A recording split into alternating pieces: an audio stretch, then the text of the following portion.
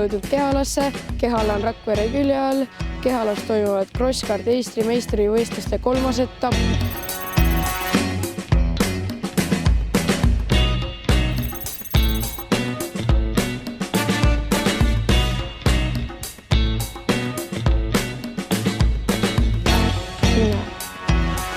Tuli Uku esimesel päeval muu juurde räägib, et mina ei tea, mis juhtus, et kuidagi imelikult, et nüüd sõidab 55 kilomeetrit tunnis.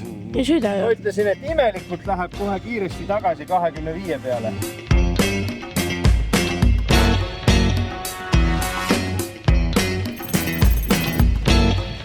Aga ta on pehmes ja läheb rööpasse täiega. Vihm on ka saranud. No vihm võib-olla isegi on natuke hea, kui ta siuke natuke tuli. Ta võib-olla hoiab natuke rohkem seda teed elus, vaata. Liimib nii-öelda. Praegu oli ära võistluskoosolek, seal räägiti kõikidest tähtsatest asjadest, et ei tohi minna kividele pihta ja kui sa šikaanist paned välja või liigutad rehvi, selle eest ei saa trahvi. Pool rada on kruus ja pool on asfalt ja täna on 42 võistlejat. Kombe standard on 8-8-5-6. Täna on 8 katset, 4 ühtepidi ja 4 teistpidi. Paneme varsti esimeseks katseks ja paneme vaimu valmis.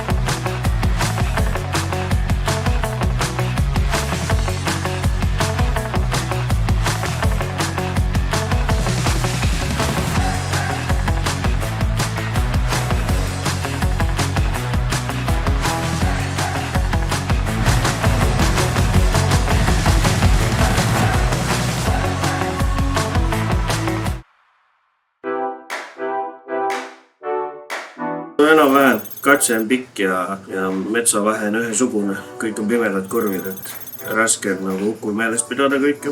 Ma ei julgenud nii väga kurvides sõita kiiresti, tõmbasin palju hoogu maha. Ma ei tea, et on terve hommik hapunud. Mis sa hapu oled?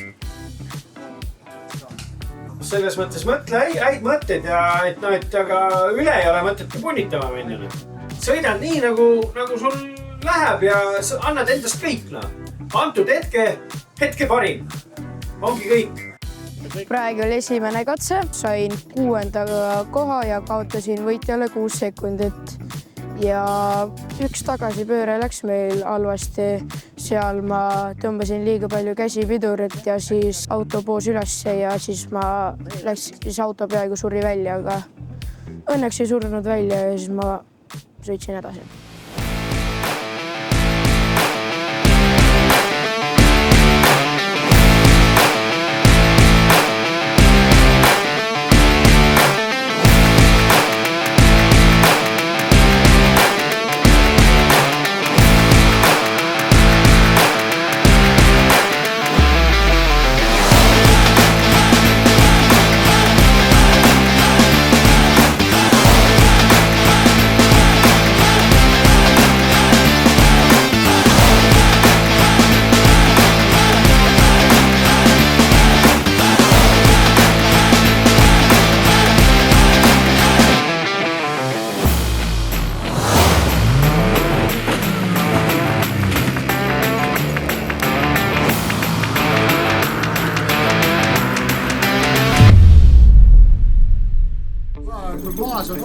ma arvan, saab sõita.